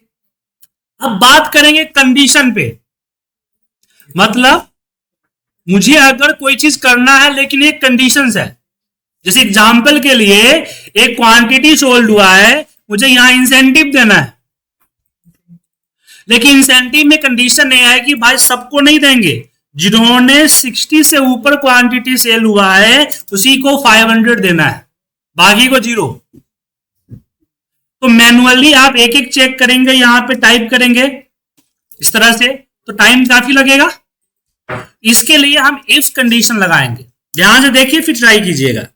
इक्वल इफ क्वांटिटी को हमने सिलेक्ट किया, is greater than equal to 60 या ग्रेटर देन 60, कॉमा 500 अदरवाइज 0। ठीक है, 500 देना है ना हमें। तो कंडीशन ये है कि अगर एक कंडीशन फुलफिल हुआ तो 500 शो करेगा, अगर फुलफिल नहीं हुआ तो 0 शो करेगा। ठीक है, एंटर प्रेस कीजिए और नीचे ड्रैग कीजिए, ये आपका रिजल्ट आएगा।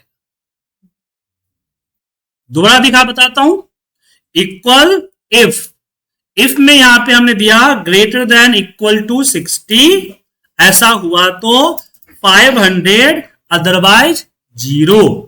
ब्रैकेट क्लोज किया, एंटर प्रेस किया, सिलेक्ट करके नीचे की तरफ ड्रैग कर दिया। चलिए लगाइए तो फॉर्मूला है,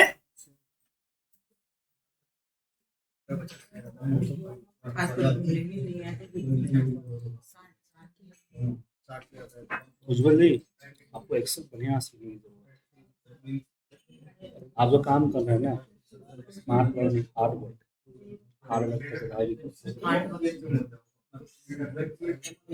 अगर सीख लीजिएगा तो आपको बहुत टाइम बचेगा, एक्यूरेसी होगा, गलतियां कम होगी। चीज को मेरे सर जो भी ऑटोमेशन किया है उसमें और भी चेंजेस वो आप जो कर रहे हैं वो जुगाड़ वाला है, आपने यहाँ से चैट जीपीटी से डाला और लगा दिया, जो है सही है ही नहीं। प्रॉपर एक्सेल सीखिएगा, कहीं से भी सीख लीजिए, मैंने ये नहीं कहते कि हमसे ही सीखिए, कहीं से भी सीख लीजिए, लेकिन एक्सेल प्रॉपर जरूरी है। पिछले बार भी आए थे एक साल पहले, तो आप भी वही प्रॉब्लम देख रहे थे, इतना ज्यादा कॉम्प्लिकेशन कर देते हैं जिस कारण से बहुत प्रॉब्लम क्रिएट होता है, फॉर्मूला स्लो वर्क करता है, उससे से होता है। हम यहाँ 1-1 करोड़ का डेटा हैंडल करते हैं, डेटा में होता है, देखा जाता है कि टेबल कन्वर्ट करने के लिए पूरा का पूरा सीट सेलेक्ट करें, वो भी फॉर्मेटिंग हो जाता है। एक्सेल क्रैश, एक तरफ से क्रैश, फिर बोला इसको कॉपी कर डेटा को या नया शीट मिलता है। अपना 2 कॉलम का फॉर्मूला दिखाइए।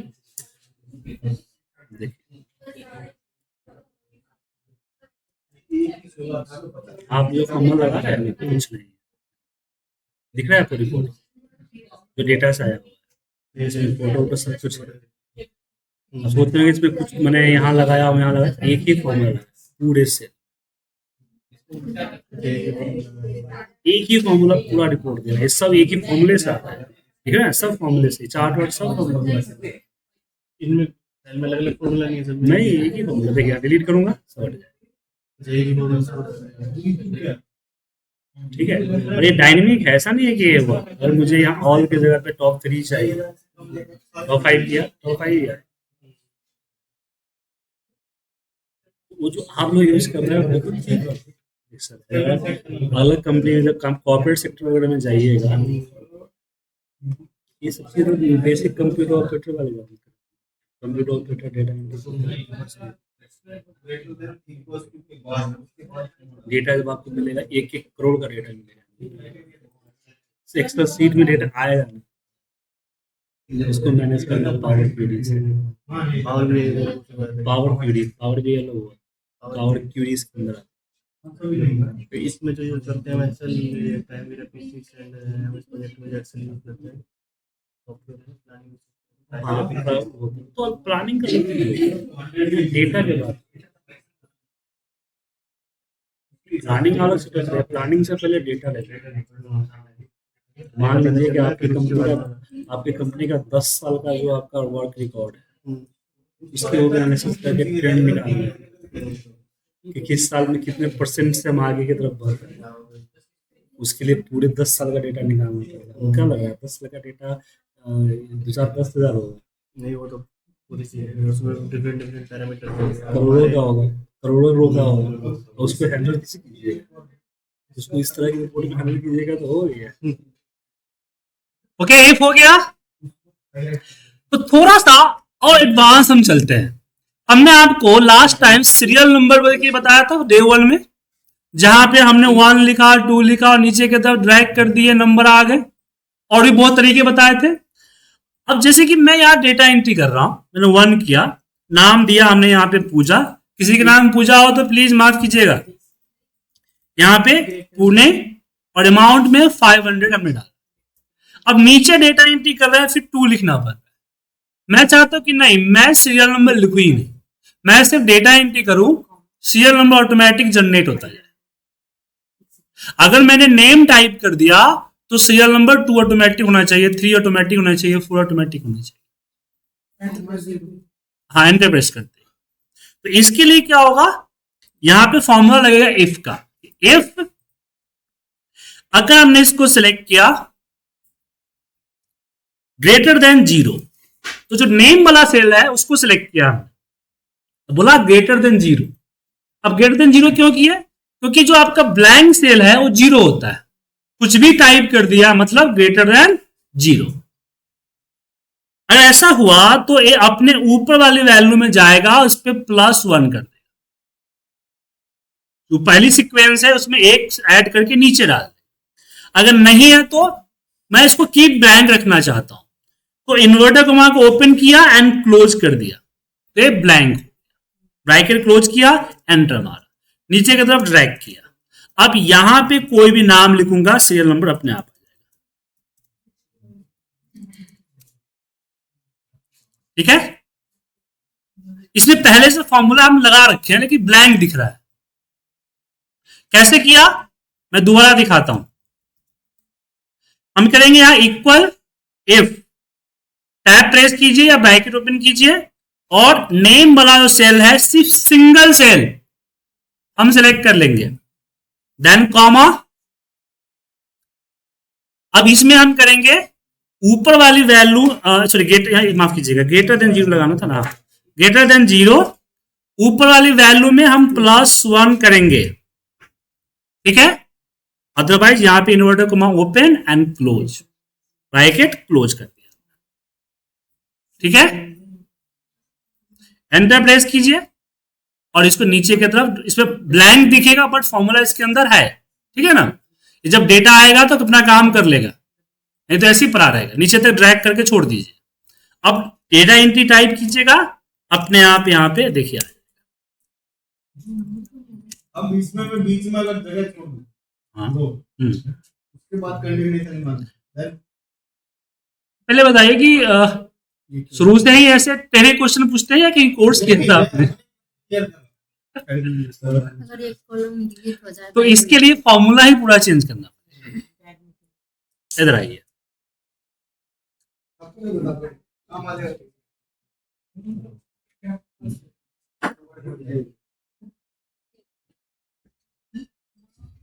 अब यहाँ पे जो फॉर्मूला होगा ये +1 नहीं होगा, यहाँ लगाएंगे मैक्स। ठीक है ना, और मैक्स में इस पूरे को सिलेक्ट करेंगे और पहले वाले को फ्रीज कर देंगे।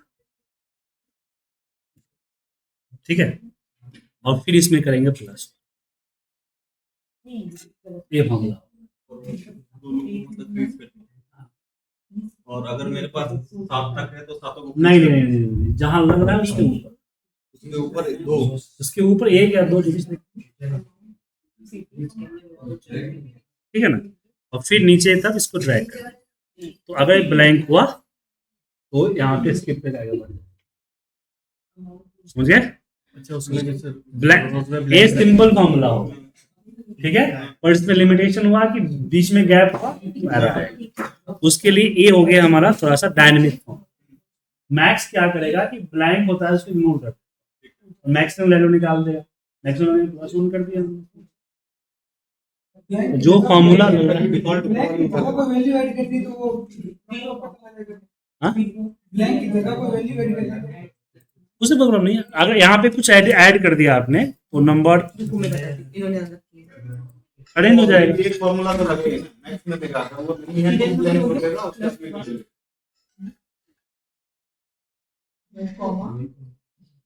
कोई ऐसा सीट में कहीं और हम वो डाल देते हैं, हेडिंग डाल देते हैं, सीरियल नंबर से गड़बड़ हो जाता है, सीधे नहीं हो पाता, उसके लिए यूज होता है। हाँ।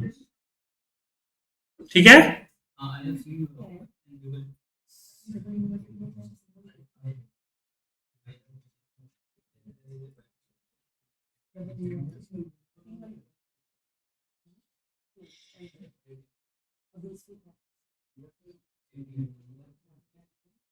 मुझे बोला गया सख्त कि आपका एडवांस नहीं बताना है, बेसिक बताना है। बेसिक तो हमारा ऑलरेडी क्लियर, लेकिन मुझे जो बताया कि मुझे जो आईटी टीम और एचआर टीम से जो इंस्ट्रक्शंस मिले हैं उसको हम फॉलो करेंगे जब तक बिल क्लियर नहीं होता है।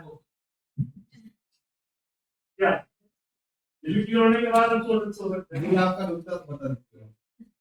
जितने आपने प्रैक्टिस की ये पिछले बार एडवांस कर दिए थे ना, तो वो रहते कि बहुत सारे लोग कंप्लेंट करते थे पास पढ़ा सिर्फ सर्टिफिकेट का ये इसने पूरा करा हो गया है। इसमें में आएगा। चलिए एक एक्सरसाइज कीजिए, एक एक्सरसाइज कीजिए। बेसिकली एक कॉलम में आप एमआरपी लिखिए, कुछ एमआरपी नंबर टाइप कीजिए। चलिए एक कॉलम में एमआरपी के एंकर दीजिए, कुछ कॉलम टाइप कीजिए, कुछ नंबर से एमआरपी टाइप हाउ बड़ा कर दीजिएगा। हाउ इसके ऊपर एक कॉलम में एमआरपी ये बनाइए। अब मुझे क्या करना है कि बेसिकली मेरी एक शॉप है और उसमें मुझे टैक्स कैलकुलेट करना होता है, जीएसटी कैलकुलेट करना। जीएसटी में मुझे बोला गया है कि अगर अमाउंट हमारा 500 से नीचे रहा तो 5% का जीएसटी कैलकुलेट करना है। अगर 500 से ऊपर हुआ तो मुझे वहां पे 12% का जीएसटी कैलकुलेट। अब आपको एमआरपी को एमआरपी से ऑटोमेट कैलकुलेशन करना है। अगर एमआरपी Run between आपने नंबर ज़रा डाला है 500 है ना, 500 से नीचे लिखा तो 500 से ऊपर एमआरपी हुआ तो 12%, उससे नीचे हुआ तो हमारा 5% का जीएसटी चाहिए। चलिए इसकी फॉर्मूला लगाइए तो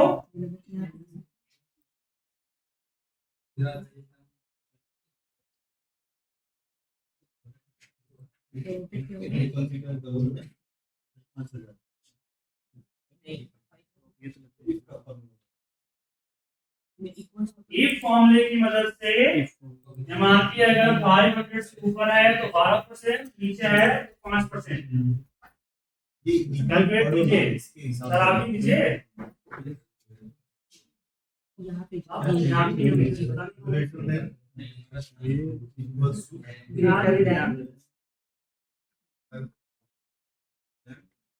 मुझे एमआरपी कैलकुलेट करना है। हमारे टैक्स कैलकुलेटर एमआरपी फॉर्म से ज्यादा हुआ 12%, तो ये 5%। ठीक है, एक छोटा सा डेटा बनाएंगे, इस फॉर्मूला उसमें लगे।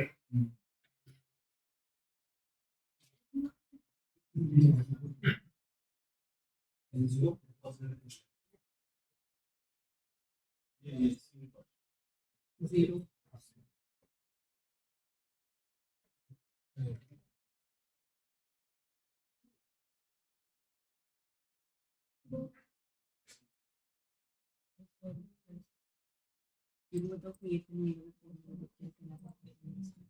या परसेंट क्यों आ रहा है?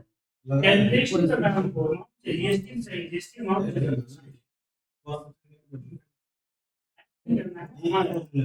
कैलकुलेशन निकालना है।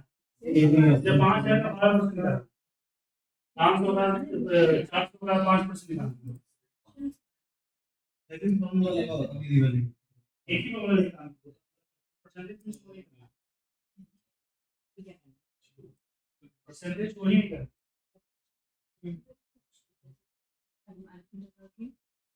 if का फॉर्मूला इसकी वैल्यू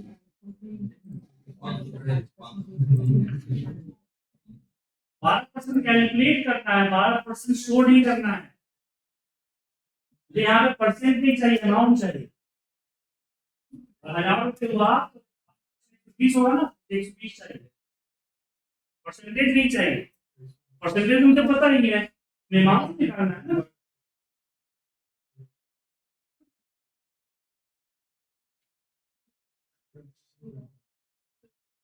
जैसे 1000 हुआ तो 12% कितना होगा, 120 होगा ना, 120 शुरू करना है। अगर 100 है तो 5 हुआ तो 500 करना।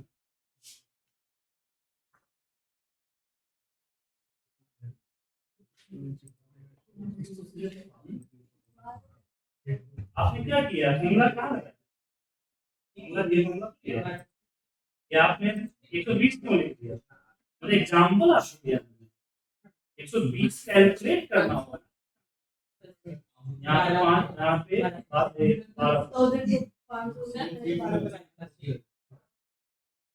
12 इस तरह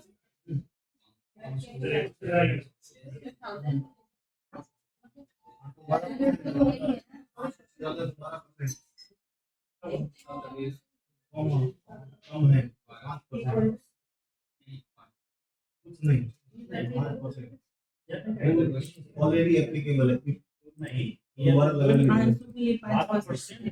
260 का 12%, ज्यादा तो 12%, 500 से कम है तो 260 का 12%। 500 से कम है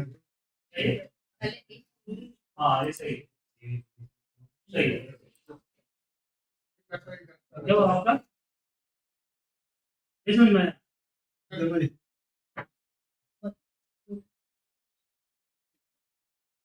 ये 0.5 क्यों है? नहीं गड़बड़ है। यहाँ मुझे परसेंट कैलकुलेट करना है। ये तो आपने मार्क लिख दिया, यहाँ पे मुझे इस लगाना है, इसी कंडीशन देना है। अब तो मुझे इसका 680 का 12% कैलकुलेट करना है। कैलकुलेट करना परसेंटेज नहीं होगा। अगर ये 5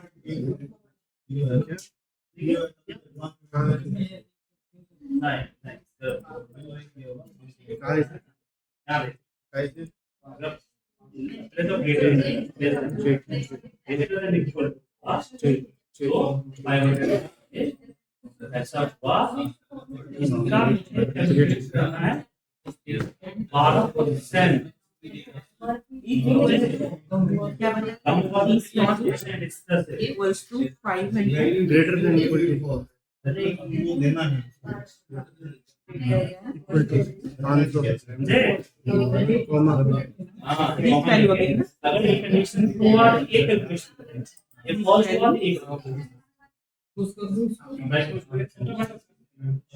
between 12%, 12%,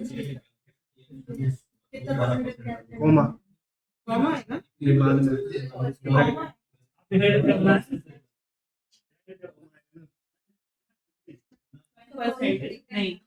12% का कॉमा नहीं है, ब्रैकेट बंद करेंगे तो उसमें ही और भी लगानी ना, इसी के अंदर ये भी लगाना है ना, दोनों होगा मर्ज इसके अंदर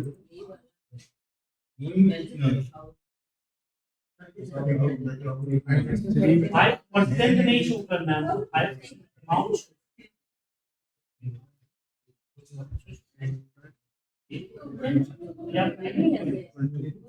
फॉर्मूला लगाना, परसेंटेज नहीं चाहिए, परसेंटेज मुझे पता है।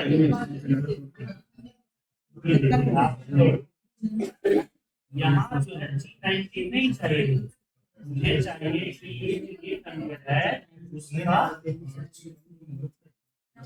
मल्टीप्लाई बाय 12%, मुझे नहीं तो फिर इसमें हम देंगे 5, इसी का 5।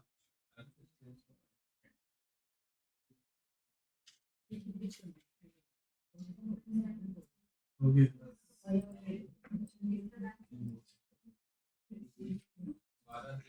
ये देखो बस यहाँ पे 500 है, बस ये 12% नहीं तो ये फॉल्स तो ये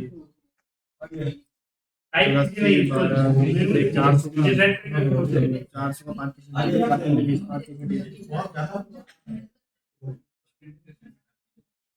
ये जो आपने किया है ठीक है, और ये यहाँ पे मेमोरी 5%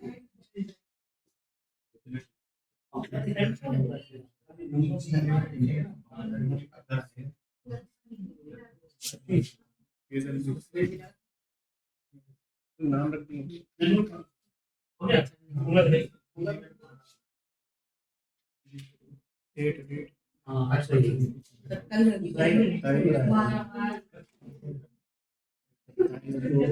ऐसे देखिए इतना लंबा नहीं है ड्रिप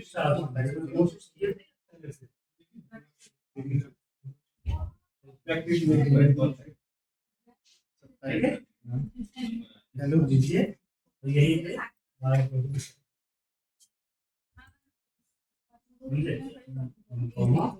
अगेन ट्रांसफर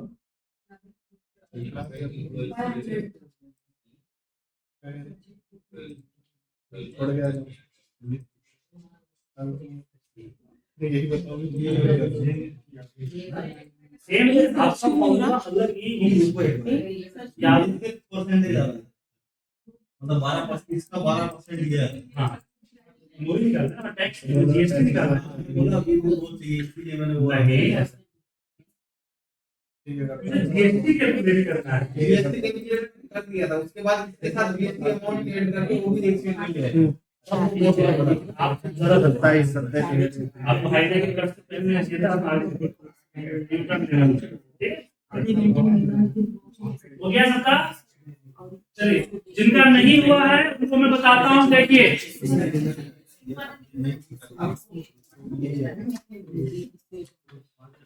मेरा क्वेश्चन सिंपल था कि यहां पे मेरी प्रोडक्ट की एमआरपी डली हुई है, ठीक है।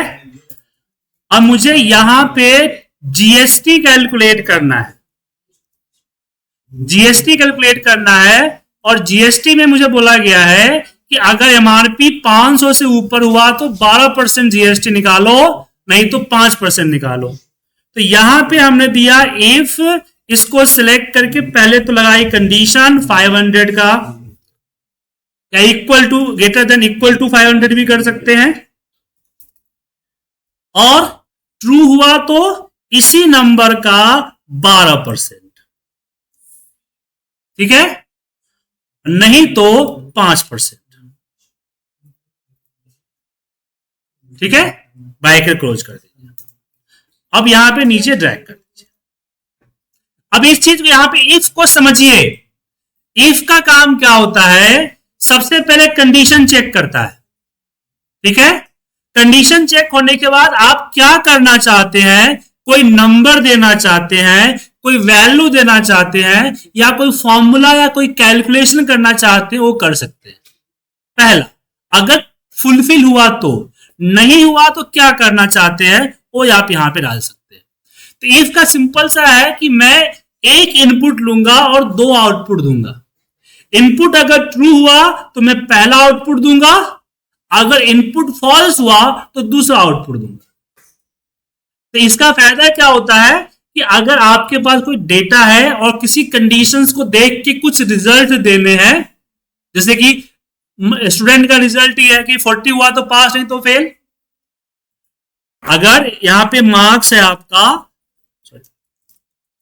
मार्क्स है यहां पे 40 और मुझे रिजल्ट देना है, तो यहां देंगे कि इफ अगर ये ग्रेटर देन 40 हुआ तो पास, नहीं तो फेल।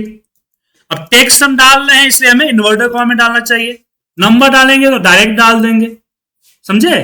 तो इफ का सिंपल से काम है, यहां पे कंडीशंस। अब ये जो लॉजिकल ऑपरेटर कितने तरह के होते हैं, तो ये आपका greater than, less than, greater than equal to, less than equal to, और ये होता है नॉट इक्वल, ठीक है। ये सारा ऑपरेशन जो है आप इस इफ के अंदर लगा सकते हैं। क्लियर है? अब इस पे सीख जाइएगा तो फिर आगे इफ को और ज्यादा एडवांस किया जा सकता है। बताओ आगे आफ्टर लंच। अभी सिर्फ इफ सिखा रहे हैं, काउंट बाद में लगाएंगे रिचार्ज होने के बाद। रिचार्ज नहीं है ना, कुछ लोग बार बार घड़ी देख रहे हैं। लंच टाइम भी